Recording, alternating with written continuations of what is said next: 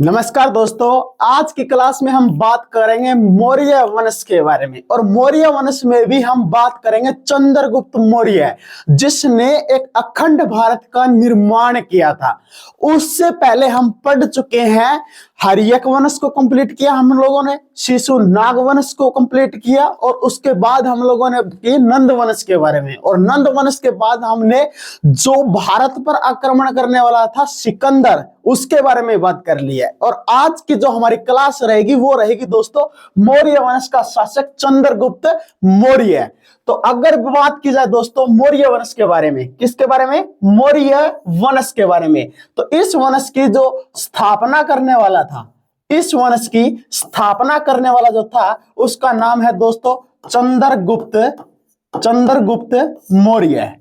ये देखिए दोस्तों, एक माना जाता है कि चंद्रगुप्त मौर्य एक निम्न कुल से संबंध रखने वाला था, निम्न कुल से संबंध रखने वाला था। और अपनी काबिलियत के आधार पर इसने एक ऐसा साम्राज्य की स्थापना की जिससे एक अखंड भारत का निर्माण हुआ, जिसे हम आज किस नाम से जानते हैं? मौर्य वंश के नाम से जानते हैं। किस वंश के नाम से दोस्तों? मौर्य वंश के नाम से जानते हैं। अगर हम देखें दोस्तों, जो मौर्य वंश है इसकी एक कहानी के माध्यम से अगर इसकी बात की जाए तो वो देखते हैं कहां से प्रक्रिया शुरुआत हुई। जो एक निम्न कुल का व्यक्ति एक सिंहासन के ऊपर जा पहुंचा, ऐसी कौन सी वो घटना थी, ऐसा कौन सी वो स्थिति घटित हुई थी जिसका परिणाम निकल के आया दोस्तों मौर्य वंश। तो ये उस समय की बात है दोस्तों जब 326 और 300 से लेकर 325 ईसा पूर्व की बात की जाए, 326 से लेकर 325 ईसा पूर्व की बात की जाए तो उस टाइम दोस्तों भारत पे आक्रमण करने वाला व्यक्ति जिसका नाम था सिकंदर। क्या नाम था दोस्तों? सिकंदर। जब सिकंदर ने भारत पर आक्रमण किया तो इसके द्वारा भारत में एक क्षेत्र था जिसका नाम है गंधार। कौन सा दोस्तों? गंधार। और दूसरा जो क्षेत्र था वो था पुरु क्षेत्र। इन दोनों क्षेत्रों को उसने जीत लिया था सिकंदर ने। और इन दोनों क्षेत्रों को जीतने के बाद वो एक नदी को पार करने की कोशिश कर रहा था, जिस नदी का नाम था दोस्तों व्यास नदी। कौन सी नदी दोस्तों? व्यास नदी। इस नदी को पार करने के बाद भारत में जो शासन था वो था दोस्तों नंद वंश का। किसका था? नंद वंश का। और नंद वंश में भी अगर शासक की बात की जाए तो वो शासक का नाम था क्या दोस्तों? घनानंद। क्या? घनानंद। घनानंद बेशक अयोग्य था, ये बात केवल कौन जानते हैं? भारतीय जानते हैं, क्योंकि वो उसे अपनी आंखों से देखते हैं।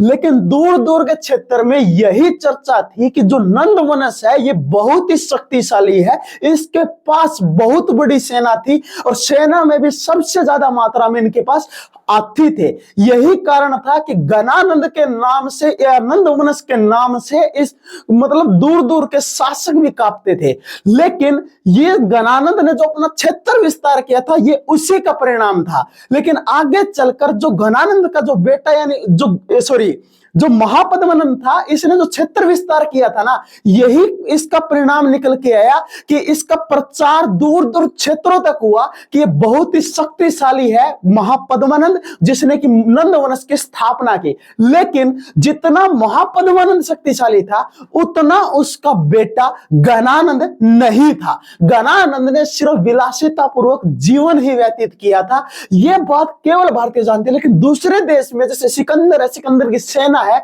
उनको यही लगा कि भारत में जो नंद वंश है और नंद वंश के अंदर में भी घनानंद भी बहुत ही शक्तिशाली होगा। इसी वजह से किसी कारणवश वो व्यास नदी को पार नहीं कर पाए। एक रीजन तो ये था। दूसरा रीजन क्या था दोस्तों? कि जो चाणक्य था, कौन दोस्तों? चाणक्य था। उस चाणक्य के द्वारा एक बात फैलवा दी गई थी, एक अफवाह फैलाई गई थी। वो क्या थी कि जो भारत है वो किसकी भूमि है? देवताओं की भूमि है। किसकी है? देवताओं की क्या है दोस्तों? भूमि है। अगर किसी विदेशी के द्वारा इस देवताओं की भूमि के ऊपर अगर कदम रख दिया जाएगा तो उसकी हत्या हो जाएगी, और वो हत्या होगी व्यास नदी के पार करने की बाद ही। और वो हत्या एक प्राकृतिक घटना होगी, क्योंकि देवताओं को विदेशी व्यक्ति पसंद नहीं है, ऐसा माना जाता था। लेकिन हुआ क्या दोस्तों? यही घटना के कारण में जब ये बात पता लगी कि सिकंदर भारत की तरफ बढ़ रहा है, तो चाणक्य ने मदद मांगी। किससे? चाणक्य ने मांगी घनानंद से। किससे मांगी? घनानंद से। क्या मांगता है वो? मदद मांगता है। लेकिन घनानंद ने विलासिता पूर्वक जीवन यानी शराब इतनी अधिक पी हुई थी कि वो भूल चुका था कि वो एक राजा है, उससे अपने प्रजाओं के अधिकार के बारे में सोचना चाहिए, अपने क्षेत्र की सुरक्षा के बारे में सोचना चाहिए।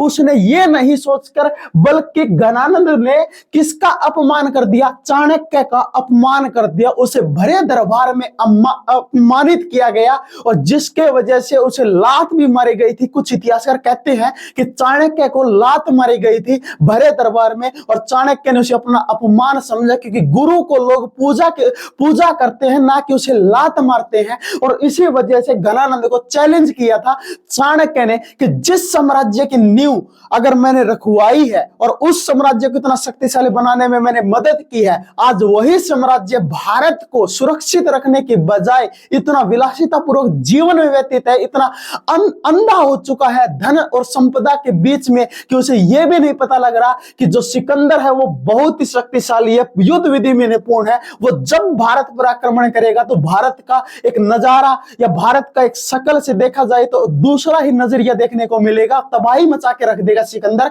इसीलिए चाणक्य ने कहा कि इस जो नंदवंश है मैं इसका विनाश करके रहूंगा, जिसकी मैंने स्थापना भी की थी और उसी का अंत भी मैं ही करूंगा। लेकिन दोस्तों दिक्कत क्या थी कि चाणक्य को ऐसा व्यक्ति चाहिए जो व्यक्ति इसके लिए मरने और मारने दोनों के लिए तैयार हो। अब इससे रिलेटेड कहा जाता है कि एक कहानी है जिस कहानी के माध्यम से आप इसे अच्छे से समझ पाएंगे। वो कहानी क्या है दोस्तों कि जब चाणक्य यहां घनानंद से मिलने के बाद क्या हुआ दोस्तों कि जब चाणक्य किससे मिला था? चाणक्य मिला घनानंद से। किससे मिलता है? घनानंद से मिला। और घनानंद से मिलने के बाद जब घनानंद के द्वारा क्या किया गया दोस्तों? घनानंद ने क्या कर दिया? अपमान कर दिया। क्या कर दिया? अपमान किया। और उसी अपमान के वजह से इसे क्या करना पड़ा? चैलेंज करना पड़ा। चैलेंज करना पड़ा।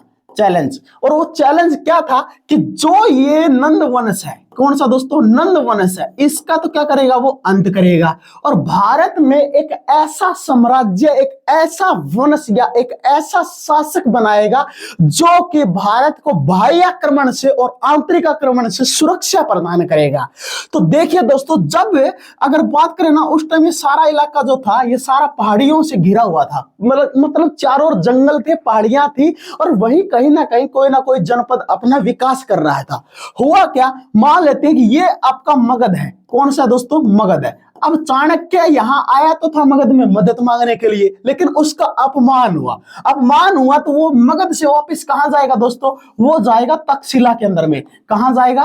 तक्षशिला। क्योंकि उस समय जो चाणक्य थे वो शिक्षा दिया करते थे और शिक्षा का सबसे बड़ा जो केंद्र के तौर पे माना जाता है वो किसे माना जाता है दोस्तों? तक्षशिला को ही माना जाता है। और वहीं का प्रोफेसर था चाणक्य। कहा जाता है कि जब मगध से निकल रहा था चाणक्य तो वो एक पहाड़ी पर चढ़ा हुआ था। उसी टाइम उसने एक दृश्य देखा कि एक शिकारी है। क्या है दोस्तों? एक शिकारी था, जिस शिकारी के पास करीबन 20 बच्चे क्या थे? दास थे। 20 बच्चे क्या थे दोस्तों? दास थे।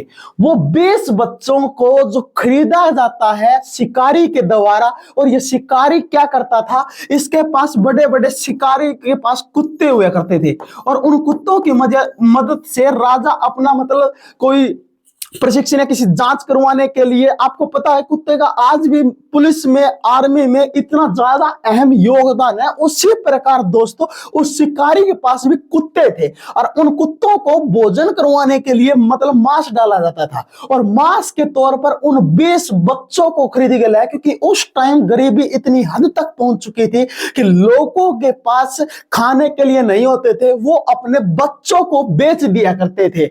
उसी प्रकार वो जो 20 बच्चे थे, उन 20 बच्चों को भोजन बनाया जा रहा था कुत्तों का। तो चाणक्य ने देखा ये दृश्य है कि इन 20 बच्चों में से एक बच्चा वो था जिसका नाम था चंद्र। क्या नाम था दोस्तों? चंद्र। अब चंद्र ने क्या कहा? शिकारी से एक कंडीशन रखी, एक शर्त लगाई। चंद्र ने कहा कि अगर आप हम सबको जिंदा छोड़ दो, मतलब कुत्तों का भोजन मत बनाइए, आप जो कहोगे हम वो करने के लिए तैयार हैं। तो कहा जाता है शिकारी ने एक कंडीशन रखी थी, शिकारी के द्वारा एक शर्त रखी जाती है। वो शर्त क्या थी दोस्तों, कि ये मान लेते हैं ये एक स्थान है और यहां से, इस स्थान से लेकर यहां स्थान तक, इस स्थान तक चंद्र को भाजना होगा, और इसके पीछे किनको छोड़ा जाएगा, कुत्तों को छोड़ दिया जाएगा। और कुत्ते भूखे हैं, जंगली कुत्ते हैं, वो भूखे हैं। यहां से चंद्र भागेगा, अगर चंद्र कुत्तों से बचकर वो कुत्तों से पहले इस वाले पॉइंट पर अगर पहुंच जाता है तो वो चंद्र अपने शर्त को जीत जाएगा। और शर्त को जीतने के बाद वो शिकारी उन 20 बच्चों को भी छोड़ देगा, और वो चाहे फिर वो अपने घर वापस जा सकते हैं। उसी टाइम यही दृश्य चाणक्य भी देख रहा था, कि चाणक्य ने देखा कि जो बच्चा, मान लेते हैं चंद्र है, ये भागेगा यहां तक, तो कहीं ना कहीं वो कुत्ते भूखे हैं और कहीं ना कहीं वो कुत्तों का शिकार भी तो बन सकता था चंद्र। उसने अपनी जान की परवाह ना कर कर बोल के अपने दोस्तों की जान बचाने की कोशिश की। तो यही चाहता था चाणक्य कि ऐसा व्यक्ति हो जो अपने बारे में ना सोचकर अपनों के आसपास यानी समाज के बारे में सोचे। और चंद्र जब भागा ना यहां से कुत्तों से बचकर, वो उस शर्त को जीत गया। लेकिन जीतने के बाद जैसे ही चंद्र शिकारी के पास आया और कहा कि मैंने आपके द्वारा रखी गई शर्त को जीत लिया है, अब आप मुझे भी छोड़ दीजिए और मेरे दोस्तों को भी छोड़ दीजिए, तो शिकारी ने मना कर दिया। शिकारी ने कहा मैं आपको खरीद के लाया हूं, मैं आपका मालिक हूं, मैं आपको छोड़ूं या ना छोड़ूं वो मेरी मर्जी है। लेकिन हुआ क्या दोस्तों, यह दृश्य जब चाणक्य के द्वारा देखा गया तो चाणक्य किसके पास आया, इस शिकारी के पास आया और शिकारी से कहा कि मुझे पता है तुम दोनों के मध्य जो बात हुई थी उस बात में ये बच्चा जीत गया है, अब तुम अपनी बात से मुंह कर रहे हो। तो शिकारी ने कहा मैंने 1000 पाउंड से यानी 1000 रुपए से मैंने इन बच्चों को खरीदा है। आप अगर मुझे रुपए दे देते हो 1000 तो मैं इन बच्चों को आपके हवाले कर दूंगा, मुझे तो इन कुत्तों का भोजन ही चाहिए। तो चाणक्य ने एक शर्त रखी चंद्र के साथ, बोला मैं तुम्हारे जो रुपए है, तुम्हारे जो मूल्य है उसका भुगतान कर दूंगा, शिकारी को 1000 रुपए दे दूंगा, लेकिन मेरी शर्त है तुम्हारे जो 19 दोस्त हैं वो अपने घर जाएंगे और तुम मेरे साथ रहोगे, कभी भी मुझसे कोई सवाल नहीं पूछोगे, समय आने पर मैं खुद तुम्हें बताऊंगा कि तुम्हें क्या करना है, किस उद्देश्य से मैंने तुम्हें लिया है और क्या मैं आपसे चाहता हूं। तो चंद्र ने सोचा शिकारी से बच जाऊं, आगे फिर चाणक्य से बचने के लिए और उपाय देखेंगे। तो चाणक्य की सहायता से वो 20 बच्चे मुक्त हो जाते हैं शिकारी को रुपए देने के बाद, और वो 19 बच्चे जो हैं दोस्तों, 19 बच्चों को कहा कि आप घर चले जाओ और घर जाकर अगर इनकी माँ यानी चंद्र की जो माँ है अगर वो पूछे कि तुम लोग आ गए तो मेरा बेटा कहां पर है, तो जब उसकी माँ पूछे तो कह देना वो मर गया है, उसको मत बताना कि चंद्र अभी जिंदा है, इसी कंडीशन से मैं तुम सबको जाने दूंगा। तो वो बच्चे बोले ठीक है आप हमें जाने दीजिए, आप जो कहोगे हम वो बोलने के लिए तैयार हैं। तो इसी कारण से वो 19 बच्चों ने जाकर जो चंद्र की माँ थी, उस माता, इनकी माता का नाम क्या था, मुर्रा, क्या नाम था दोस्तों, मुर्रा, मुर्रा को जाकर बता दिया। अब देखो, अब आप यही सोच रही हो कि जब उसके माँ उन बच्चों से क्यों पूछेगी, क्योंकि जो इतिहासकार कहते हैं कि जो चंद्र था इसका पिता शराबी था, कुछ ये मानते हैं, बल्कि ये एक मौर्य वंश का शासक था। आपको बताया जाएगा दूसरी कहानी में, अभी आप पहली कहानी के आधार पे समझ रहे हैं कि जो चंद्रगुप्त मौर्य है इसके पिता का नाम नहीं मिलता। इतिहासकार कहते हैं कि इसके पिता ने अपने शराब के लिए इसे बेच दिया था, और उसकी माता यानी मुर्रा को तो पता भी नहीं था उसका बच्चा को वो घर ही छोड़ के गई थी, लेकिन जब वो घर आई तो उसका बच्चा घर नहीं था, तो उसको लगा कि उसके पति ने उसको कहीं ना कहीं बेच दिया है। उस हालात के दौरान वो जो बच्चा चंद्र था वो शिकारी के पास पहुंचा, क्योंकि शिकारी को बेचा गया था, और शिकारी से उस बच्चे को किसने मुक्त करवा लिया, चाणक्य ने मुक्त करवा लिया। तो अब तो आपको समझ में आ गया होगा कि इसकी माँ को मतलब कैसे, मतलब जो माँ, मतलब आपको ऐसा ही लगा कि एक माँ ने अपने बच्चे को बेच दिया है। तो कितनी मतलब वो भयानक हो सकती है। ऐसा नहीं था दोस्तों, बल्कि इसके पिता को माना जाता है कि वो शराब पीता था और शराब के लिए उसने शिकारी को बेचा था और शिकारी से मुक्त करवाया चाणक्य ने। और उन 19 बच्चों को जब भेजा तो बोला कि अगर इसकी मां पूछे तो कह देना वो मर चुका है, ताकि उसकी तलाश ना करे। बोला ठीक है। अब क्या हुआ दोस्तों, जो चाणक्य है, चाणक्य ने क्या किया, उस बच्चे यानी चंद्र को, किसको, चंद्र को कहां लेके आ जाता है, चंद्र को लेके आ गया वो तक्षशिला। तक्षशिला, अब तक्षशिला लाने के बाद उस बच्चे को क्या सिखाया जा रहा था, युद्ध विधि। क्या सिखाया जा रहा है दोस्तों, युद्ध विधि सिखाया जा रहा है। अब युद्ध विधि जब चंद्र को सिखाया जा रहा है तो चंद्र का ही क्लासमेट था जिसका नाम था अंबी। क्या था नाम दोस्तों, अंबी। जो आप लोगों ने पढ़ा कि अंबी जो भारत में गंधार का जो एक शासक था, वही अंबी चंद्र का क्या था, क्लासमेट भी था। लेकिन ये एक अयोग्य मतलब निकला और ये एक बहुत ही ज्यादा योग्य निकला। अब समझिए हुआ क्या, जो घनानंद था इसको पता लग गया था कि चाणक्य को एक ऐसा व्यक्ति मिल चुका है जिसको वो तैयार कर रहा है। चाणक्य किसे मारने के लिए, घनानंद को मारने के लिए चंद्र को तैयार कर रहा है।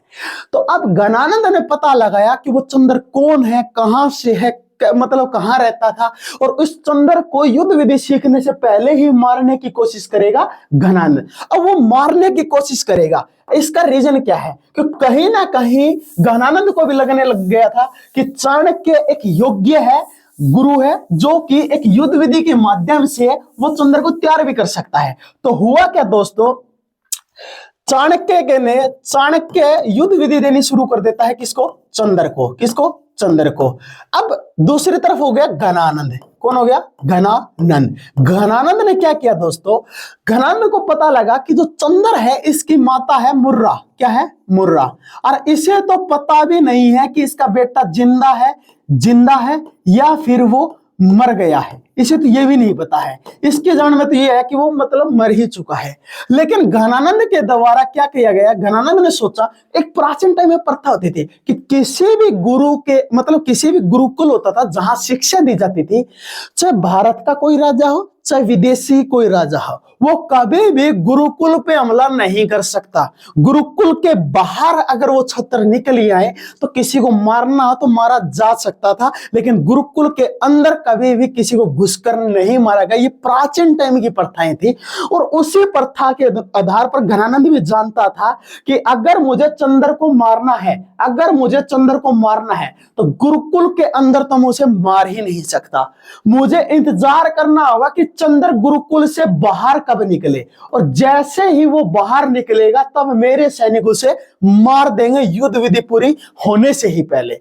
तो घनानंद के द्वारा तक्षशिला को चारों ओर से घेरा डाल दिया जाता है कि कब न वो निकलेगा। लेकिन यह बात चाणक्य भी जानता था कि घनानंद अपना पूरा जोर लगाएगा चंद्र को मारने के लिए, इसीलिए चाणक्य ने कभी भी उसे तक्षशिला से बाहर या उस तक्षशिला की शिक्षा केंद्र से बाहर जाने की अनुमति कभी दी ही नहीं। अब हुआ क्या, घनानंद हार मार के उसने बहुत तरीके अपनाए। उसने सबसे पहले मुर्रा को मारने की कोशिश की। किसको मारने की कोशिश की, मुर्रा को मारने की कोशिश की। कहीं ना कहीं इतिहासकार कहते हैं कि मुर्रा को घनानंद के द्वारा मार दिया गया था, लेकिन मारने के बाद यह बात पता लगी चाणक्य को कि मुर्रा मर चुकी है। लेकिन चाणक्य ने यह बात किसको नहीं बताई, चंद्र को नहीं बताई, क्योंकि अगर चंद्र को पता लग जाता तो उसकी शिक्षा अभी आधी ही पूरी हुई है, पूरी कंप्लीट नहीं हुई है, और वो अपनी मां का बदला लेने के लिए जोश जोश में अपना होश खो बैठेगा और वो जाके किससे टक्कर ले लेगा, बिना युद्ध विधि के घनानंद के। घनानंद बेशक योग्य हो, इसके पास सेना बहुत बड़ी है, किसी भी युद्ध को लड़ने के लिए राजा शक्तिशाली होना ही जरूरी नहीं है, बल्कि सेना की भी होनी बहुत ही जरूरी होती है। सेना और राजा दोनों ही योग्य होंगे, दोनों ही आपस में एक दूसरे का सहयोग करें तभी कोई युद्ध जीता जा सकता है। तो चाणक्य जानता था, तो चाणक्य ने चंद्र से ये बात छुपाए रखी कि आपकी माता मतलब मर चुकी है, ये नहीं बताई। जैसे ही इसकी युद्ध विधि पूरी हुई, युद्ध विधि पूरी होने के बाद हुआ क्या, दूसरी तरफ भारत में प्रवेश हुआ दोस्तों, दूसरी तरफ भारत में प्रवेश हुआ किसका, सेल्यूकस का। किसका, सेल्यूकस निकेटर का। सेल्यूकस निकेटर ये आया। अब सेल्यूकस निकेटर कौन है, ये है दोस्तों सिकंदर का सेनापति। किसका दोस्तों? सिकंदर का सेनापति। इसने भारत में एंट्री की। और ये एक ऐसा सेनापति है सिकंदर का, जब चाणक्य के द्वारा जब सिकंदर ने आक्रमण किया तो उस टाइम अफवाह फैलाई गई थी कि व्यास नदी को पार करने पर मतलब जो भारत है ये देवताओं की भूमि है और प्रकोप पड़ेगा, जो भी विदेशी भारत में एंट्री करेगा मतलब प्रकोप में वो मारा जाएगा।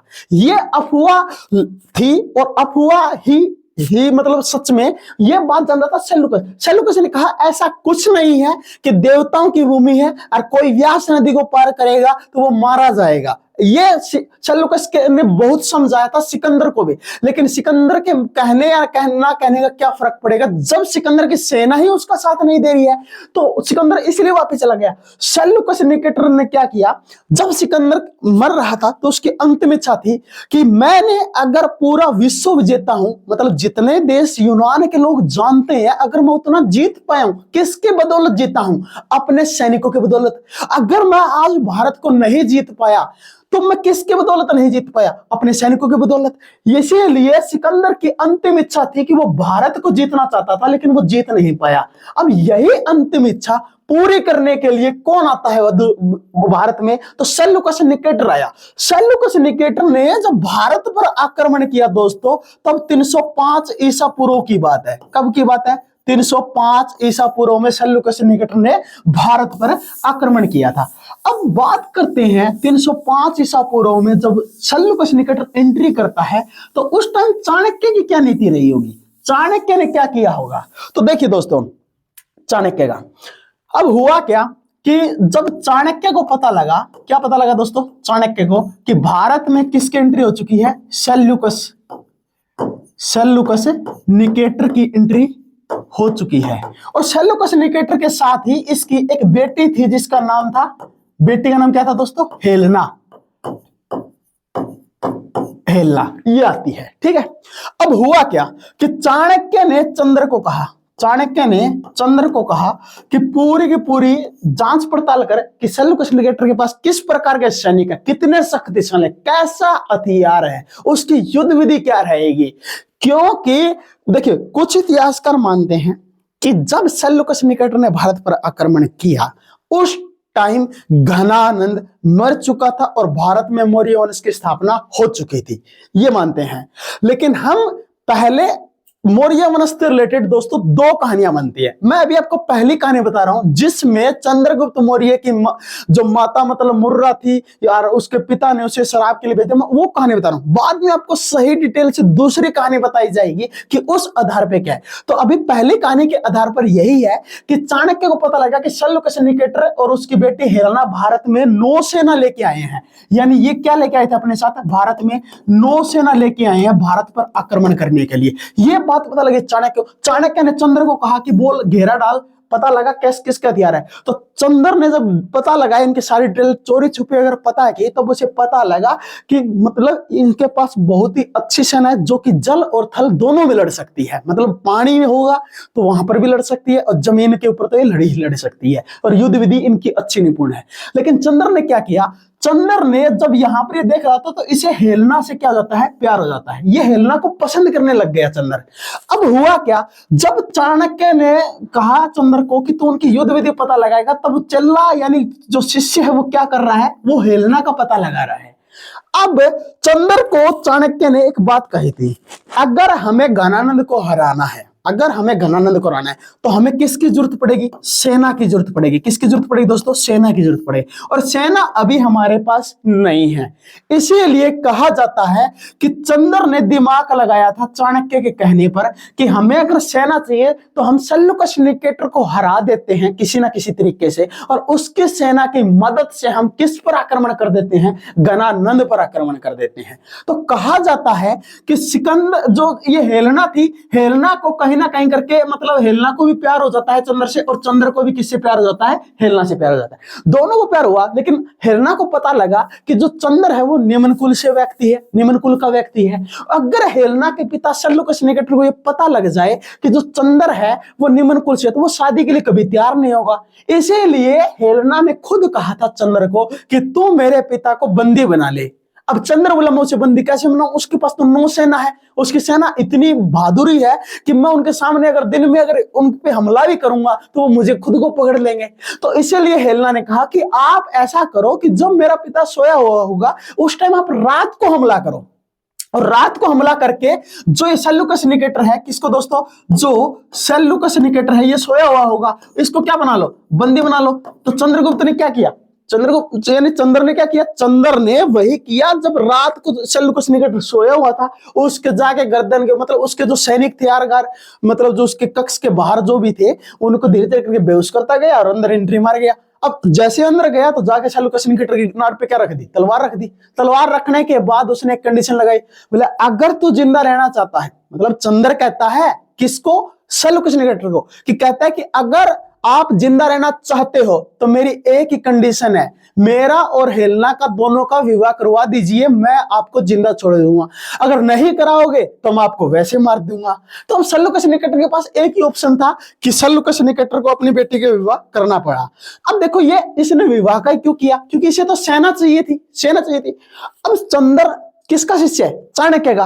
अब चाणक्य का शिष्य है तो कोई लड़का तो हो ही नहीं सकता, मतलब चंद्र ने यह दिमाग लगाया चाणक्य की सहायता से कि हेलेना का कोई भाई तो था नहीं, अगर हेलेना के साथ विवाह हो जाएगा तो सारी की सारी सेना और जितने भी सिकंदर के द्वारा जीते गए क्षेत्र थे जो कि सेल्यूकस निकेटर को मिले थे, वो सारे क्षेत्र किसके पास आएंगे, हेलेना को ही मिलेंगे। और हेलेना से जब शादी हो जाएगी चंद्र की तो पूरा सम्राट कौन बनेगा, एक तौर पे चंद्र ही बनेगा। तो यही कारण था दोस्तों कि चंद्र ने सिर्फ केवल हेलेना का विवाह का प्रस्ताव रखा और आखिर में सेल्यूकस को मजबूर होकर हेलेना का विवाह किससे करना पड़ा, हेलेना का जो विवाह है वो किससे करना पड़ा दोस्तों, चंद्र से करना पड़ा। किससे करना पड़ा, चंद्र से करना पड़ा। अब दिक्कत यह थी कि हेलेना का विवाह चंद्र से हो तो जाता है, लेकिन हेलेना की लैंग्वेज और चंद्र की लैंग्वेज ऐसी थी कि दोनों की मैच ही नहीं हो रही, क्योंकि हेलेना एक यूनानी थी और चंद्र एक मतलब भारतीय था,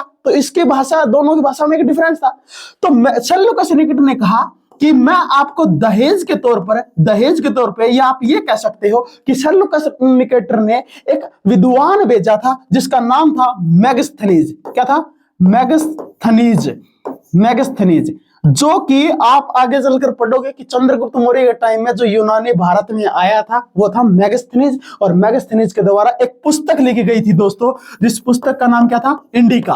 क्या नाम था, इंडिका। ठीक है दोस्तों, तो ये वो व्यक्ति है जो हेलेना का और वहां जो भारतीय जो थे अगर इनसे कोई भी बात करते हैं तो उस बात को ट्रांसलेट करने वाला व्यक्ति था। ये कौन था, मेगास्थनीज था। अब देखो हेलेना से विवाह हो गया तो पूरी सेल्यूकस की सेना किसको मिल जाती है, चंद्र को मिल जाती है। अब चंद्र को पूरी की पूरी सेना मिल जाती है, तो चंद्र को सेना मिलने के बाद अब चंद्र किस पे आक्रमण करेगा, अब आक्रमण तो उसे करना था घनानंद के ऊपर पे। हुआ क्या, अब देखो जो हेलेना थी मतलब इसकी सुंदरता बहुत ही, अपने इंडिया के अंदर में मतलब एक महिला को ले लीजिएगा, एक यूनान के या दूसरे देशों की कोई महिला को ले लीजिएगा, उनमें रंग का दिन रात का फर्क है। यूनान या दूसरे देशों की बहुत ही ज्यादा सुंदर मिलेगी, अपनी थोड़ी मीडियम क्वालिटी की मिलेगी। तो यही रीजन था कि जब हेलेना के साथ विवाह हो गया, जब हेलेना के साथ विवाह हुआ, किसका हुआ दोस्तों, चंद्र का। तो भाई विवाह बाद में थाने पता ही है धीरे धीरे करके बंदा क्या है, घर गृहस्थी से मतलब घर वालों से दूर और ज्यादा आपका है पत्नी के नजदीक। अब देखो चाणक्य डीक रहा है कि मतलब शिष्य आया नहीं रहा, मतलब चाणक्य डीक रहा है कि चंद्र अब मेरे पास क्यों नहीं आ रहा है, पहले तो वो मेरे पास 24 घंटे रहता, अब वो मेरे पास ही नहीं आ रहा है। तो मतलब कहीं ना कहीं उसे पता लगा कि वो हेलेना का चक्कर में पड़ गया, बस बना शादी होगी, उसे क्षेत्र मिल गया, वो भूल चुका है कि उसके गुरु का अपमान करने वाला घनानंद अभी तक जिंदा है। तो चाणक्य ने उसे याद दिलाया, चाणक्य ने किसे याद दिलाया, चंद्र को। बोला तुझे आज वो सब चीज मिल गया जिसकी तुझे तमन्ना थी, लेकिन तू वो चीज भूल गया है कि जिसने तुझे इस चीज के काबिल बनाया था, आज उसके अपमान का बदला लेने के लिए तू भूल। तो चंद्र बोला नहीं गुरुजी मैं ऐसा कुछ नहीं था, बस अभी अभी शादी हुई, थोड़ा सा बस इसी में बिजी था। अब चंद्र को वापस पहले तरह एक योद्धा के तौर पर जो युद्ध विधि में बहुत अच्छा निपुण था वही तरह बनाने के लिए चाणक्य के पास एक तरीका था। चाणक्य ने वो जो बात छुपाई हुई थी कि इसकी माता मुर्रा को मार दिया गया है, किसके द्वारा मारा गया था, घनानंद के द्वारा, ये बात अभी तक इसको पता नहीं थी। तो चंद्र को ये बात बता दी उस टाइम जब ये हेलेना के ज्यादा करीबे था, और वो गुरु से ज्यादा दूर था। तब चाणक्य ने अपने पास इसे वापस लाने के लिए इसे एहसास दिलाया कि तू कौन है और तू क्या कर सकता है। तो उसे बताया कि तू आज जिस सिंहासन पे या जिस क्षेत्र पे तू नाज कर रहा है ना, वो क्षेत्र के हासिल करने के पीछे एक व्यक्ति, एक माँ की कुर्बानी है। बोला किसकी? बोले तेरी माता मुर्रा की। बोला उसको क्या? उसको घनानंद के द्वारा मार दिया गया है। बोला कब? उसने बोला बहुत पहले ही मार दिया गया। तब चंद्र का खून खोला और चंद्र अपनी पूरी सेना को लेकर किस पर हमला कर देता है? घनानंद पर आक्रमण किया। किस पे आक्रमण किया? चंद्र ने किस पर आक्रमण किया? घनानंद पर आक्रमण किया। और कहा जाता है घनानंद को जान से मारा। और घनानंद की बेटी थी दोस्तों, जिसका नाम था, बेटी का नाम था दुर्धरा। क्या नाम था? दुर्धरा। अब दुर्धरा के साथ उसने क्या कर ली? शादी कर ली। अब दुर्धरा के साथ शादी करने के पीछे कारण क्या था? देखिए, जब चंद्र मगध, मतलब चंद्र और इसकी माता जो मुर्रा है, ये मगध में ही रहते थे, मगध में। और मगध के अंदर में यानी पाटलिपुत्र जो इनकी राजधानी है, वहीं पर रहते थे, लेकिन निम्न कुल से थे। हुआ क्या, वहीं पर खेलते खेलते इसे जिस चंद्र को प्यार हुआ था, वो प्यार हुआ था बचपन में दुर्धरा के साथ। लेकिन किसी कारणवश उसे शिकारी को बेचा गया। शिकारी से उसे चाणक्य ले गए और चाणक्य से वो युद्ध विधि करे 25-30 साल बाद ये वापिस आया। वापिस आया, जैसे इसने घनानंद को मारा तो इसने जब दुर्धरा को देखा कि बोले ये तो वही है बचपन वाला, तो अब दुर्धरा के साथ इसने क्या कर ली? शादी कर ली। अब शादी करने पीछे रीजन ये था दोस्तों कि जब चंद्रगुप्त मौर्य ने, मतलब चंद्र ने हेलेना के साथ शादी की, तो चाणक्य ने कंडीशन रखी। बोला कल को चाहे तू राजा हो चाहे तू भिखारी हो, मतलब तू कुछ भी बने, कितने भी बड़ा व्यक्ति बने या कुछ भी ना बने, लेकिन तेरी जितनी भी संपत्ति होगी उसका संपत्ति का अधिकारी हेलेना का, चाहे वो बेटा हो बेटी हो, कभी नहीं हो। क्योंकि हेलेना एक यूनानी है, बेशक शादी उसकी तेरे साथ हुई हो, लेकिन उसके द्वारा जो संतान जन्म लेगी वो एक यूनानी ही कहलाएगी। तो तुझे शादी दूसरी करनी होगी और वो केवल भारतीय महिला होनी चाहिए। तो इसीलिए चंद्र ने जब दूसरा विवाह किया, वो दुर्धरा के साथ विवाह किया। और दुर्धरा के साथ विवाह करने पर उसने, दुर्धरा ने जिस बेटे को जन्म दिया, उस बेटे का नाम था बिंदुसार। क्या नाम था दोस्तों? बिंदुसार, जो कि मौर्य वंश का दूसरा शासक होगा। तो इस प्रकार करके नंद वंश की क्या करते, जो नंद वंश की जो अंत करके मौर्य वंश की स्थापना की गई थी। ये तो थी दोस्तों कहानी नंबर 1 के आधार पर सारी की सारी, अगर आपको समझ में आया तो। अब बात करते हैं जो इतिहास का रियलिटी में जो रामचरण पुस्तक है उसके अनुसार अगर बात की जाए, तो अब उसको ध्यान में देखते हैं कि इतिहास में उसमें और क्या क्या बातें हैं जो इस पहली वाली कहानी को कहीं ना कहीं गलत भी बताते हैं और कहीं ना कहीं पहली वाली कहानी सही भी बताते हैं। अब समझो ध्यान से, नंबर 2 यानी कहानी नंबर 2 की बात करते हैं दोस्तों। दूसरी कहानी कहती है कि जो चाणक्य था, कौन था दोस्तों? चाणक्य था। चाणक्य का क्या होता है दोस्तों? अपमान हुआ था। क्या हुआ? अपमान हुआ। उसी अपमान का बदला लेने के लिए चाणक्य ने एक बच्चे को तैयार किया जिसका नाम था चंद्र। क्या था? चंद्र। अब जैसे ही चाणक्य का अपमान हुआ तो चाणक्य जा रहा था कहां पर? मगध से वापस तक्षशिला जा रहा था। उसने देखा कि जो पाटलिपुत्र स्थान है वहां पर कुछ बच्चे जो चोर पुलिस का जो बचपन में खेल खेलते थे, चोर को बनेगा कोई, पुलिस बनेगा कोई, कुछ बनेगा, उसी प्रकार उस टाइम बच्चे खेल खेल रहे थे, राजा बनने वाला खेल। और उस टाइम में चंद्र राजा बना हुआ था और उसके सामने एक, मतलब ऐसे व्यक्ति को लाया गया जिसने गुनाह कर रखा है और उसको सजा देनी थी। तो न्याय जो इस चंद्र ने बचपन में, मतलब छोटा था, करीब 10-12 साल का, जब ये न्याय कर रहा था, इस न्याय वाले प्रक्रिया को देखकर चाणक्य प्रभावित हुआ चंद्र की सोच पे। बोला ये छोटा सा बच्चा है और इसने जिस प्रकार न्याय किया है वो उस प्रकार से तो कोई राजा भी ना कर सके। तो इसीलिए चाणक्य ने उस चंद्र बच्चे को अपने साथ लेकर कहां चला गया? तक्षशिला ले गया। कहां ले गया? तक्षशिला ले गया। और तक्षशिला ले जाकर उसे युद्ध विधि की शिक्षा देता है। जैसे युद्ध विधि की शिक्षा उसकी पूर्ण हुई तो वैसे ही अब चाणक्य ने, मतलब चाणक्य ने कभी चंद्र को यह नहीं बताया कि मैं आपको युद्ध विधि की शिक्षा क्यों दे रहा हूं, मैं आपसे चाहता क्या हूं, आपको करना क्या है, मेरे लिए क्या करना है, कभी नहीं बताया। लेकिन जब उसकी युद्ध विधि पूरी हो जाती है चंद्र की, तब उसको कहा कि जो घनानंद है, जो कि भारत का शासक है, उसने मेरा अपमान किया था और उस अपमान का बदला लेना चाहता हूं। मेरी शिखा जो आज आप देख रहे हो कि खुली है, जो कि गुरु की शिखा बंधी हुई होनी चाहिए, वो शिखा आज मेरी खुली, ये मेरा अपमान है। और ये अपमान मेरी शिखा में जो दोबारा बांधना चाहता हूं, वो बांधने के लिए मैं आपको तैयार कर रहा हूं। और आपको यानी चंद्र, मैं आपकी सहायता से नंद वंश का अंत करके एक ऐसा साम्राज्य की स्थापना करना चाहता हूं जहां पर किसी के साथ किसी प्रकार का कोई भेदभाव ना हो, राजा ऐसा हो कि जिसका दूर दूर तक नाम हो, और एक ऐसा अखंड भारत का निर्माण। मतलब चाणक्य का उद्देश्य था दोस्तों कि अखंड भारत का निर्माण करना। इसीलिए जब उसे पता लगा चंद्र को कि घनानंद के द्वारा उसके गुरु का अपमान किया गया है, तो चंद्र ने क्या किया, पंजाब का जो क्षेत्र था वहां पर दोस्तों जो गरीब असहाय लोग थे, भूख से मर रहे थे, उनको भोजन दिया और उनसे एक सेना बनाई। क्या बनाई, पंजाब के लोगों से एक सेना का निर्माण किया, उनको युद्ध विधि सिखाई। और जब उसकी सेना पूर्ण रूप से तैयार हो जाती है, तो उसकी सेना ने प्लस चंद्र ने और चाणक्य ने, तीनों ने हमला किस पर कर दिया दोस्तों, मगध पर हमला किया। किस पर किया, मगध पर हमला किया। और मगध पर हमला करने के बाद जो मगध का शासक था दोस्तों, घनानंद, क्या नाम था उसका, घनानंद। और घनानंद को इस युद्ध के अंदर में हार गया, मतलब घनानंद मारा गया।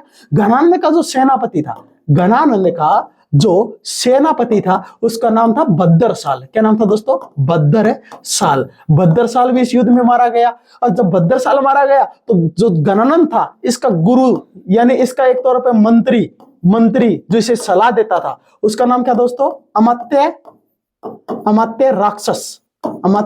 राक्षस कोई और नहीं था गुरु, और कोई और नहीं था दोस्तों, बल्कि ये वही एक गुरु था जो कि तक्षशिला में शिक्षा दिया करता था।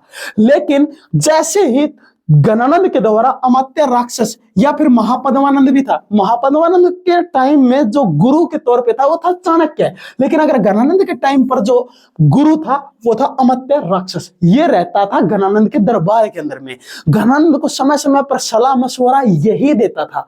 तो अमात्य राक्षस तो मतलब इसको तो मारा नहीं क्योंकि गुरु था और गुरु को मारना पाप माना जाता है, लेकिन घनानंद को मार दिया गया था और इसके सेनापति भद्रसाल को मार दिया गया। और जब इसकी जो घनानंद था, इसकी बेटी थी दोस्तों, इसकी जो बेटी थी उसकी बेटी के साथ विवाह कर लिया, जिसका नाम क्या था, दुर्धरा। क्या नाम था दोस्तों, दुर्धरा के साथ विवाह कर लिया। दुर्धरा के साथ विवाह करने के बाद भारत में एक वंश की स्थापना की गई चंद्रगुप्त मौर्य के द्वारा, मगध में ही। किसके, मौर्य वंश की स्थापना कर दी। अब मौर्य वंश की स्थापना की है तो चंद्रगुप्त मौर्य शासन पर बैठा है, उसका गुरु चाणक्य है और उसकी पत्नी का नाम दुर्धरा है। अब वो अपना क्षेत्र विस्तार करेगा, एक अखंड भारत का निर्माण करेगा। और उसी अखंड भारत के निर्माण में कहानी 2 के आधार पर जब सेल्यूकस निकेटर भारत पे आक्रमण करेगा, उस टाइम भारत का शासक कौन होगा, चंद्रगुप्त मौर्य होगा। लेकिन सेल्यूकस निकेटर क्या सोच के भारत पर आक्रमण करता है, वो ये उस सेल्यूकस निकेटर को ये लगा था दोस्तों कि भारत पर जो शासक है वो अभी भी घनानंद है। और घनानंद के ही समय जब सिकंदर ने आक्रमण किया था तो उसकी सेना और घनानंद की वजह से सिकंदर की सेना ने साथ नहीं दिया, उसका बदला लेने के लिए वो आया था। लेकिन उसे क्या पता था कि भारत की बाजी पलट चुकी है, क्योंकि जिसके भरोसे वो आया था कि भारत में घनानंद का शासक है, वहां पर चंद्रगुप्त मौर्य ने मौर्य वंश की स्थापना कर दी, जो कि एक शक्तिशाली अखंड भारत का निर्माण कर रहा था। और उसी टाइम उसका सामना हुआ सेल्यूकस निकेटर के साथ। जिस टाइम सेल्यूकस निकेटर आया उस टाइम तक तो चंद्रगुप्त मौर्य ने बहुत बड़ी एक फौज तैयार कर ली थी, और उस फौज की सहायता से वो सेल्यूकस निकेटर को क्या कर देता है, हरा देता है। सेल्यूकस निकेटर और चंद्रगुप्त मौर्य के मध्य जो युद्ध हुआ था वो 305 ईसा पूर्व में हुआ था। ये आपसे ये पूछा जाएगा कि सेल्यूकस निकेटर ने भारत पर कब आक्रमण किया, तो 305 ईसा पूर्व में आक्रमण किया था। उसमें सेल्यूकस निकेटर क्या हो जाता है, हार जाता है और सेल्यूकस निकेटर को बंदी बनाया गया। अब बंदी बनाया जाएगा दोस्तों, तो बंदी बनाने वाला व्यक्ति मतलब झुकेगा। तो चंद्रगुप्त मौर्य ने क्या किया, अपने गुरु की सहायता से, गुरु की सलाह से सेल्यूकस निकेटर को जिंदा छोड़ देता है। उसको कहता है, चंद्रगुप्त मौर्य कहता है सेल्यूकस को कि आपकी बेटी जो हेलेना है उसका विवाह मेरे साथ कर दीजिए, मैं आपको जिंदा छोड़ दूंगा। तो सेल्यूकस निकेटर ने जान बचाने के लिए चंद्रगुप्त मौर्य के साथ हेलेना का विवाह कर देता है और उसे 4 क्षेत्र, जो गंधार हो गया, अराज हो गया, बलूचिस्तान का हो गया, अफगानिस्तान, ये वाला सारा का सारा एरिया किसको दे दिया जाता है दहेज के तौर पर, ये मिल जाता है चंद्रगुप्त मौर्य को। जैसे ये चंद्रगुप्त मौर्य को मिला तो वो मतलब पूरा भारत के साथ में अखंड भारत जो ऊपर का है, ये अफगानिस्तान वाला एरिया, ये भी सारा भारत के अंदर में शामिल हो जाता है।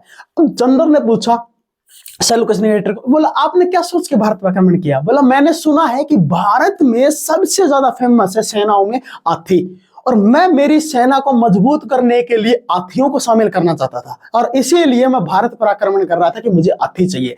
तो इसीलिए जब हेलेना का विवाह चंद्रगुप्त मौर्य के साथ हुआ तो दहेज में सेल्यूकस निकेटर ने जो 4 क्षेत्र दिए थे प्लस एक यूनानी दूत बनाकर भेजा अपना, जिसका नाम था मेगास्थनीज, जिसके द्वारा भारत में एक ग्रंथ लिखा गया था इंडिका। अब वो लिखा, अब चंद्रगुप्त मौर्य को तो कुछ ना कुछ देना होगा, तो चंद्रगुप्त मौर्य को पता लगा कि सेल्यूकस निकेटर केवल हाथियों के लिए भारत पर आक्रमण किया है, तो उसने 500 हाथी दान में दे दिए। किसको? सेल्यूकस निकेटर को दे दिया। अब बाप भी खुश, बेटी भी खुश। ठीक है दोस्तों, तो इस प्रकार करके ये सारी प्रक्रिया हमारी थी। अब हम बात करते हैं, क्या बात करते हैं दोस्तों, अब हमारा ये जो है चंद्रगुप्त मौर्य वाला जो टॉपिक है इसको शुरुआत करते हैं। तो मौर्य वंश का संस्थापक कौन होगा दोस्तों? चंद्रगुप्त मौर्य। ये देखिए, अब आते हैं अपने कॉन्सेप्ट के ऊपर कि मौर्य वंश का जो संस्थापक है वो कौन होगा दोस्तों? चंद्रगुप्त मौर्य। चंद्रगुप्त मौर्य। चंद्रगुप्त मौर्य की विजय की जो सूचना है, मतलब चंद्रगुप्त मौर्य ने जितना भी युद्ध लड़े हैं उन युद्धों की जो जानकारी है वो गुप्त काल के एक लेखक थे जिसका नाम था विशाख दत्त। क्या नाम है दोस्तों? विशाख दत्त। और विशाख दत्त के द्वारा एक पुस्तक लिखी गई थी दोस्तों जिसका नाम था मुद्रा राक्षस। क्या था?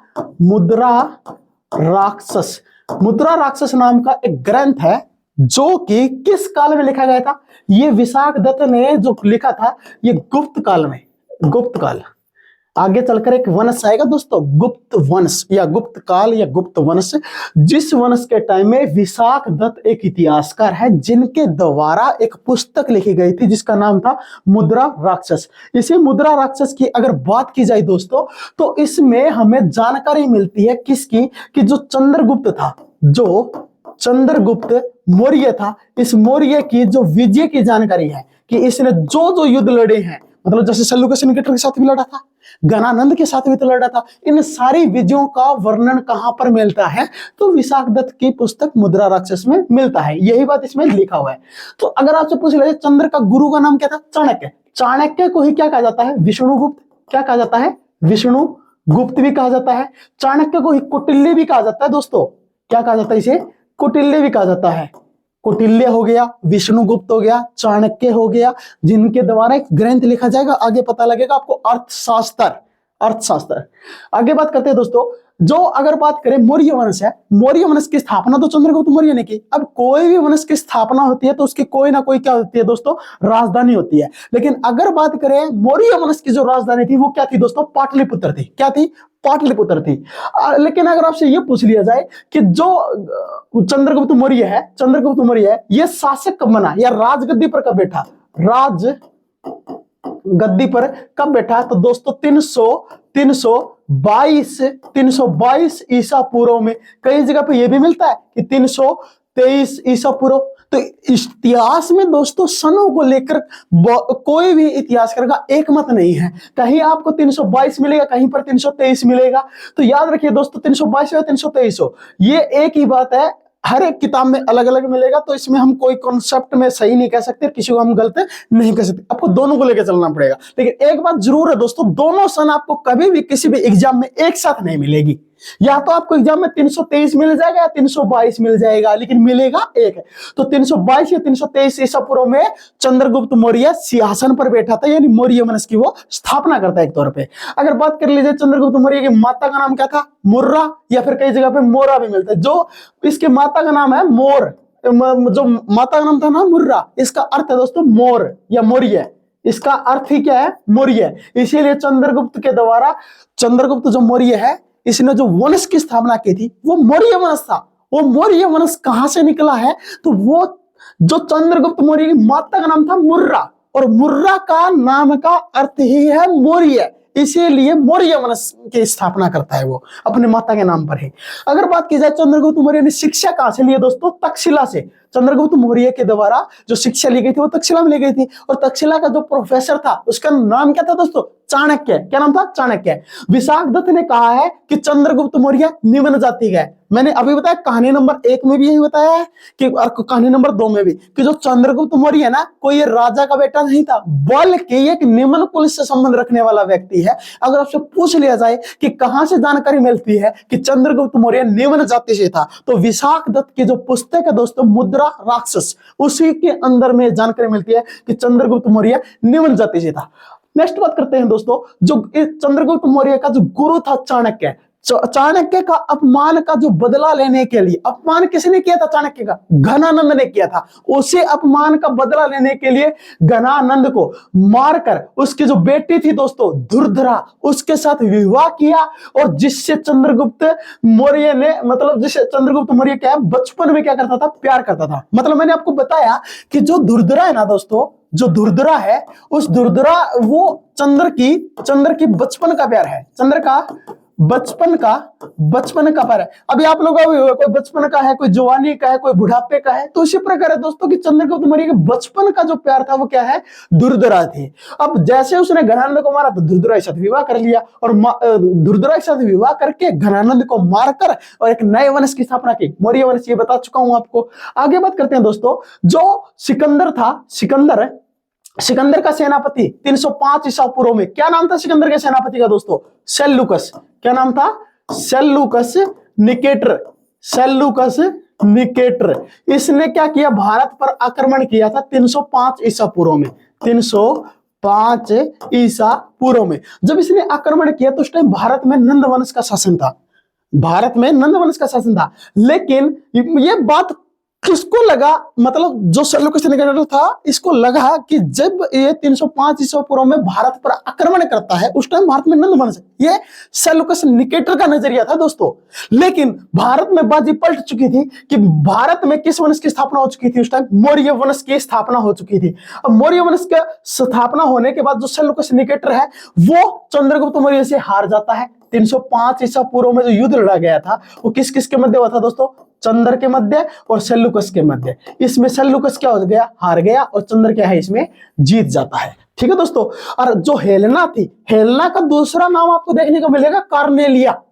हेलेना जो है, जो यूनानी है, जो सेल्यूकस निकेटर की बेटी है, इसका दूसरा नाम देखने को मिलता है कार्नेलिया। इसी के साथ विवाह कर लेता है चंद्रगुप्त मौर्य। यानी पहला विवाह किसके साथ हुआ दोस्तों? दुर्धरा के साथ।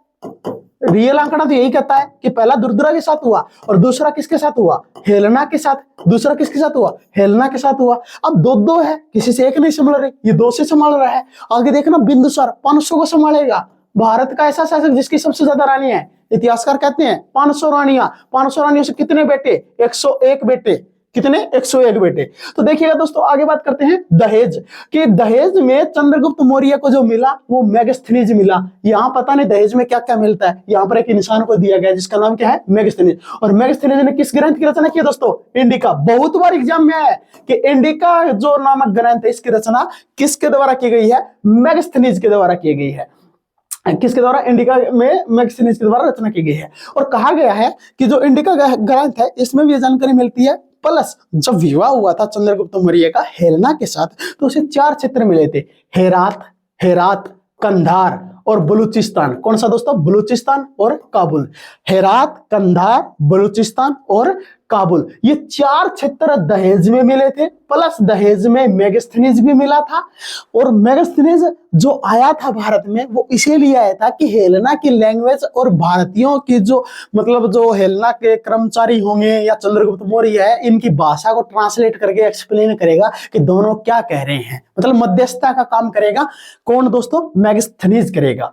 सेल्यूकस निकेटर को 500 हाथी दान में दिए। किसने दिए दोस्तों? चंद्रगुप्त मौर्य ने। क्योंकि सेल्यूकस निकेटर अपनी सेना को मजबूत करने के लिए भारत पर आक्रमण करता है। जब उसे, मतलब जब चंद्रगुप्त मौर्य ने सेल्यूकस को हरा दिया, तब उससे पूछा कि आपकी बुद्धि फिर चुकी थी क्या, आपने भारत पर आक्रमण किया?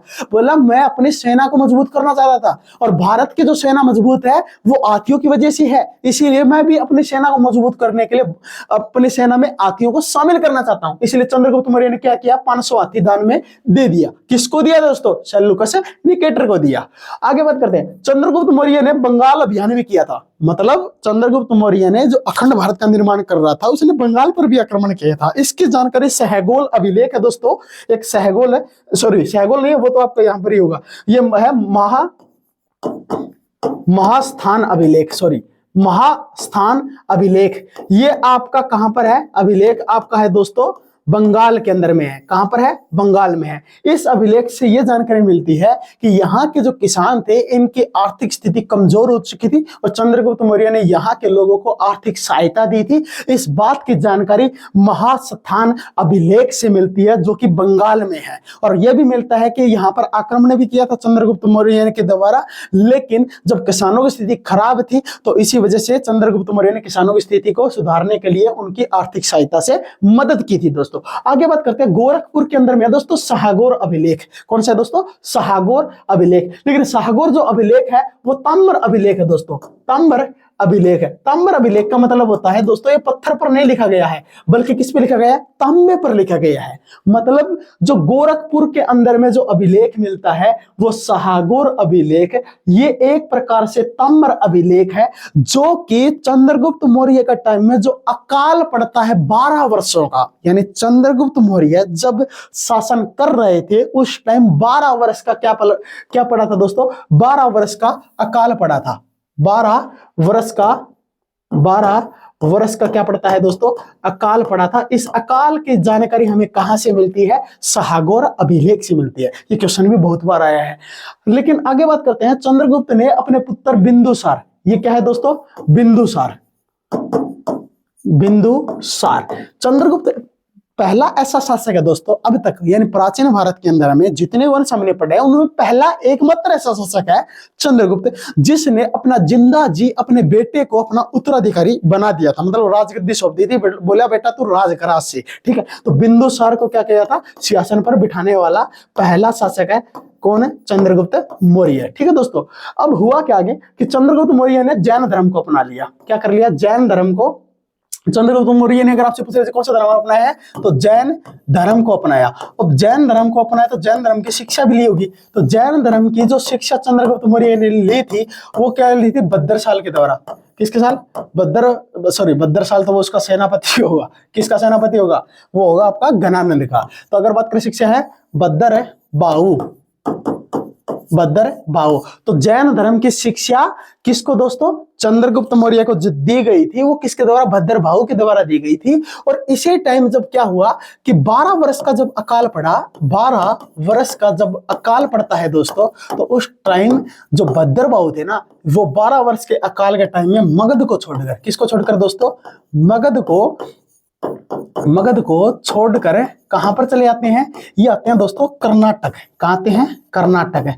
और कर्नाटक में भी एक स्थान है दोस्तों श्रवण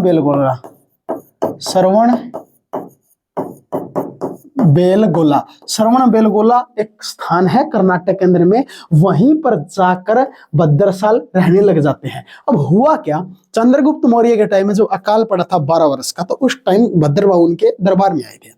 तो चंद्रगुप्त मौर्य ने उनसे पूछा कि मेरे साम्राज्य में लोग भूख से मर रहे हैं और मैं एक सिंहासन पर बैठा हूं और यहाँ पर मेरे पास हर प्रकार के संसाधन है, लेकिन मेरी प्रजा के पास क्या है? वो तो भूख से मर रहे हैं। मैं कितनी ही मदद करूं उनकी, मतलब जितना हो सकता है मैं उतनी कर रहा हूं, फिर भी कुछ ना कुछ लोग ऐसे हैं जो अधूरे हैं, उनकी जरूरतें पूरी नहीं कर पा रहा हूं, तो इनका उपाय क्या है? तो भद्रबाहु ने कहा कि अगर मतलब ये जो जैन धर्म था, बौद्ध धर्म था ना दोस्तों, इनमें एक खास बात थी कि ये मतलब अपने तप से आध्यात्मिक ज्ञान प्राप्त कर चुके थे, आगे होने वाली स्थितियों को बता देते थे। तो भद्रबाहु के द्वारा बताया गया कि आपके टाइम में जो ये काल है ये आपकी मृत्यु के बाद समाप्त हो जाएगा। तो इसीलिए जब चंद्रगुप्त मौर्य ने जब शिक्षा ली थी जैन धर्म की, तो 12 वर्ष के अकाल को समाप्त करने के लिए मगध को छोड़कर भद्रबाहु के साथ कहां जाते हैं? कर्नाटक। और कर्नाटक में श्रवण बेलगोला नामक स्थान पे आकर इन्होंने तपस्या की। सलेखना विधि, कौन सी विधि थी दोस्तों? वो विधि थी जिसका नाम बात करेंगे सलेखना सलेखना विधि। सलेखना विधि क्या होती है दोस्तों? अपने आप को भूखा तिसाया रखना, तपस्या में लीन हो जाना, आड़ एकदम सूख के जमा खत्म हो जाएंगे और इंसान की मृत्यु हो जाती है, वो होती है सलेखना विधि। तो सलेखना विधि के द्वारा चंद्रगुप्त मौर्य ने क्या किया था? अपने प्राण को त्याग दिए थे। यही लिखा है दोस्तों कि जो 298 ईसा पूर्व, 298 ईसा पूर्व के अंदर में कौन सी विधि से प्राण त्यागे थे? सलेखना विधि से क्या किए थे? प्राण त्याग दिए। किसने त्याग दिए दोस्तों? चंद्रगुप्त मौर्य ने। चंद्रगुप्त मौर्य के द्वारा सलेखना विधि से प्राण त्याग दिए गए थे। अब आगे क्या हुआ कि एक शासक आएगा, आगे चलकर आप पढ़ोगे, रुद्रदामन। कौन सा शासक दोस्तों? रुद्रदामन। रुद्रदामन ने एक अभिलेख लिखवाया था जिसका नाम था जूनागढ़ अभिलेख। दोस्तों जूनागढ़ अगर अभिलेख की बात किया जाए तो जूनागढ़ अभिलेख कहां पर है दोस्तों? तो ये आपका गुजरात में पड़ता है। कहां पर पड़ता है? गुजरात में। और गुजरात में एक स्थान है दोस्तों, सौराष्ट्र। क्या है दोस्तों? सौराष्ट्र। ठीक है दोस्तों। अब हुआ क्या कि इसी चंद्रगुप्त मौर्य के टाइम के अंदर में सौराष्ट्र जो गुजरात में पड़ता है, वहां पर चंद्रगुप्त मौर्य का एक राज्यपाल था। राज्यपाल यानी चंद्रगुप्त मौर्य के नेतृत्व में एक व्यक्ति को तैनात किया गया था जिसका नाम था पुष्यगुप्त। क्या नाम था दोस्तों? पुष्यगुप्त। और पुष्यगुप्त ने वहां पर सौराष्ट्र में, कहां पर दोस्तों? सौराष्ट्र में, सौराष्ट्र के अंदर में किसका दोस्तों? सुदर्शन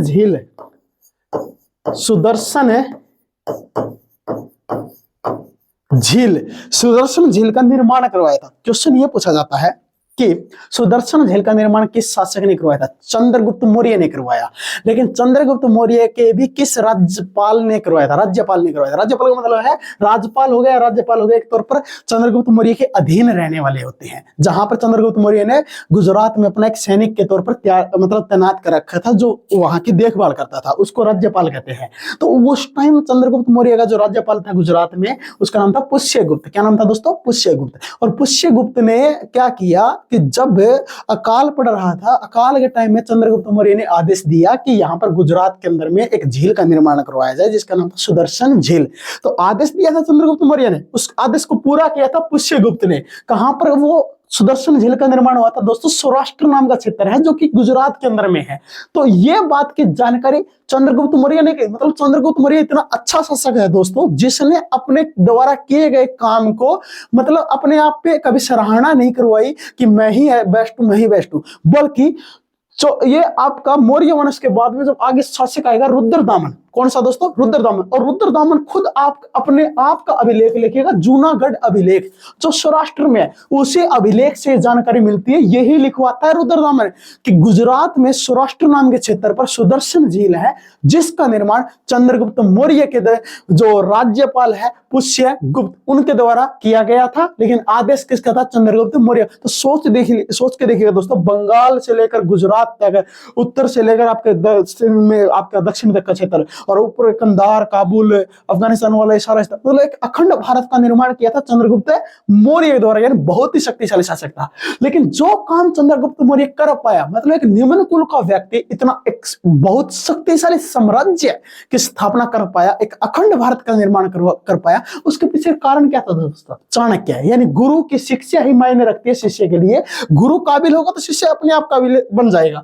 तो वही होता। तो मौर्य वंश के बारे में सर्वाधिक जो जानकारी मिलती है ना दोस्तों, सर्वाधिक जानकारी वैसे तो आपको कहां से मिली है? मुद्रा राक्षस नाम की जो पुस्तक है इससे मिलती है। इसको लिखा किसने था? विशाख दत्त ने।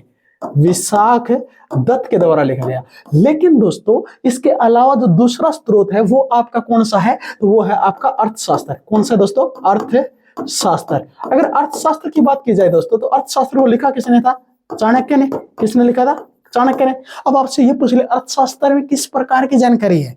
क्या आर्थिक स्थिति की है? नहीं, प्रशासनिक और राजनीतिक स्थिति की जानकारी मिलती है। अर्थशास्त्र में प्रशासनिक प्लस राजनीतिक स्थिति की क्या मिलती है दोस्तों? जानकारी मिलती है। ठीक है, ये लिखा हुआ है राजनीतिक और प्रशासनिक जानकारी मिलती है। और इस पुस्तक में कितने लेसन है? 15 अधिकरण है। मतलब कितने भागों में बांटा गया इसे? 15 भागों में। इस पुस्तक में बताया गया है कि एक राज्य यानी राज्य के 7 अंग होते हैं। मतलब कोई भी राज्य होगा, कोई भी राज्य है, उसके कितने अंग बताए गए हैं? 7 अंग बताए। उसमें से पहला अंग बताया गया है राजा। जो राजा होगा ना जो राजा होगा वो क्या होगा, स्वामी होता है अपने क्षेत्र का। राजा के बाद दूसरा अंग बताया गया दोस्तों मंत्री। और जो मंत्री होता है ना वो सलाह का काम करता है, और मंत्री को क्या कहा गया है, अमात्य। क्या कहा गया है दोस्तों, अमात्य। नंबर 3 पर है दोस्तों जनपद। जनपद को कहते हैं क्षेत्र, या क्षेत्र में रहने वाली जो जनसंख्या है वो दोनों के दोनों जनपद में है। और नंबर 4 पे होता है दोस्तों दुर्ग। दुर्ग का मतलब होता है किला, जहां पर मतलब शासन किया जाता है। अगला 5 नंबर पे दोस्तों कोष। क्या होता है दोस्तों, 5 नंबर पे है कोष। कोष का मतलब होता है दोस्तों जहां पर धन वगैरह रखा जाता है, तो कोष क्या हो गया, धन। नंबर 6 पे दोस्तों सेना। सेना का काम क्या है, काम क्या है दोस्तों, न्याय करना। सेना काम क्या है, न्याय करना, लोगों की सुरक्षा करना, ये काम है। और नंबर 5 पे क्या है, कोई भी शासक क्यों ना हो उसके आसपास के क्षेत्र में उनके मित्र जरूर होने चाहिए। क्या होना चाहिए, मित्र होने चाहिए। और अगर मित्र होंगे तो सहयोग करेंगे। आज देख लीजिए अपने भारत की स्थिति देख लीजिए, क्या चीन हमारा पड़ोसी है, क्या वो मित्र है, नहीं है। क्या पाकिस्तान हमारा पड़ोसी है, क्या ये हमारा मित्र नहीं है। तो ये हमारे लिए खतरनाक ही साबित है। आर्थिक स्थिति है, अगर बात करें भारत को एक प्रकार का खतरा ही रहेगा। लेकिन अगर भारत के आसपास के आप राज्य को ले लीजिएगा, हरियाणा को ले लीजिएगा, हरियाणा के पास पंजाब हो गया, उत्तराखंड हो गया, हिमाचल प्रदेश हो गया, ये आपस में एक दूसरे क्या है, सहयोगी है। अगर इसी प्रकार एक दूसरे का सहयोग करते रहेंगे तो समय समय पर यानी राज्य को संचालन करने में किसी प्रकार की परेशानी नहीं होगी। तो चाणक्य ने कहा है कि राज्य के जो अंग होते हैं ना वो 7 है, लेकिन जो 7 अंग है वो किसमें उल्लेख मिलता है दोस्तों, अर्थशास्त्र में। अगर आपसे ये पूछ लिया जाए अर्थशास्त्र के कितने अधिकरण हैं, तो 15 अधिकरण है। कितने अध्याय हैं, अधिकरण का मतलब है अध्याय कितने पार्ट है उसके, 15। तो अगर 7 अंक की बात किया जाए तो राजा, मंत्री, जनपद, दुर्ग, कोष, सेना और मित्र, ये 7 अंग है दोस्तों। चाणक्य को भारत का मेकियावेली कहा जाता है। क्या कहा जाता है दोस्तों, चाणक्य को मेकियावेली। चाणक्य को भारत का क्या कहा जाता है, मेकियावेली कहा जाता है। नेक्स्ट बात करते हैं, एक इतिहासकार है लुटार्क। क्या नाम है दोस्तों, लुटार्क। अगर बात करें लुटारक इतिहासकार की तो इसने चंद्रगुप्त मौर्य को, जो चंद्रगुप्त मौर्य है ना दोस्तों, चंद्रगुप्त मौर्य को क्या कहा है,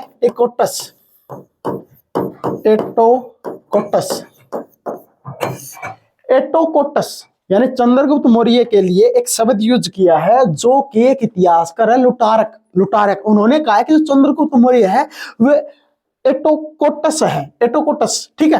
नेक्स्ट बात करें, एक और इतिहासकार है जस्टिन। क्या नाम है दोस्तों, जस्टिन। अगर बात करें जस्टिन की दोस्तों, तो जस्टिन ने चंद्रगुप्त मौर्य को क्या कहा है, सेंड्रोकोटस।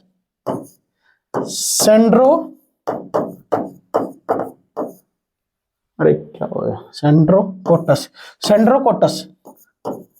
देखिएगा, अगर लुटारक की बात की जाए तो लुटारक ने चंद्रगुप्त मौर्य को एटोकोटस कहा है, लेकिन जस्टिन की बात किया जाए तो सेंड्रोकोटस कहा है। लेकिन आगे चलकर एक और इतिहासकार आएंगे जिसका नाम है विलियम जोन्स। इसने बताया है कि जो सेंड्रोकोटस है प्लस में जो चंद्रगुप्त है, क्या है, चंद्रगुप्त है। यानी विलियम जोन्स ने कहा है कि जो चंद्रगुप्त मौर्य है प्लस में सेंड्रोकोटस है, ये दोनों ही एक हैं, ये दोनों ही एक है। इस बात की पुष्टि की थी किसने, विलियम जोन्स ने की थी। किसने की थी दोस्तों। इस प्रकार करके आज की क्लास में दोस्तों हमारा मौर्य वंश क्या हो जाता है, मौर्य वंश का जो प्रथम शासक है चंद्रगुप्त मौर्य, वो हमारा कंप्लीट हो गया है। अगर कहीं पर भी आपको कोई दिक्कत हो, कोई चीज ना समझ आए, कमेंट में कीजिएगा। बाई चांस अगर कोई मिस्टेक हो जाती है तो कोई बात नहीं है दोस्तों, नेक्स्ट क्लास में आपको बता दिया जाएगा, आप कमेंट में रिप्लाई कर दीजिएगा। जय हिंद, जय भारत।